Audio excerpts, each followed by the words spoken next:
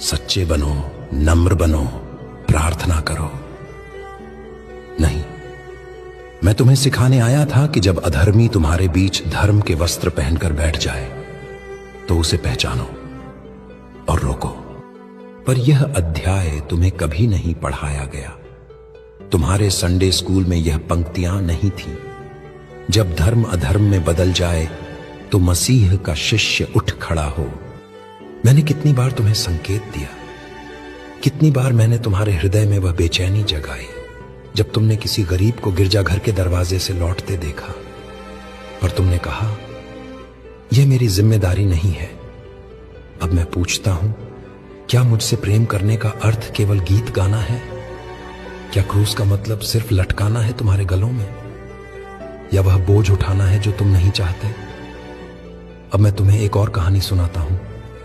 एक बार एक छोटा गांव था जहां सिर्फ 5 ईसाई परिवार रहते थे। उनके पास ना कोई चर्च था, ना कोई पादरी, पर हर रविवार वे इकट्ठे होते और मेरी कही एक एक बात पर चर्चा करते।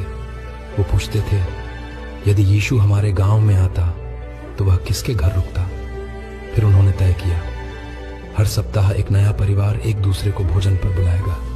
कोई बड़ा नहीं, कोई छोटा नहीं। एकता, नम्रता, प्रेम, ये उनकी आराधना थी। एक दिन एक विदेशी पादरी वहां आया। उसने कहा, तुम्हारा चर्च कहाँ है? तुम बाइबल की भाषा भी ठीक से नहीं बोलते।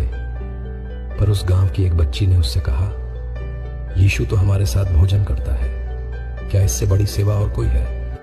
उस दिन स्वर्ग में एक गीत बजा, क्योंकि उस गांव की सादगी में मैंने अपना सिंहासन देखा।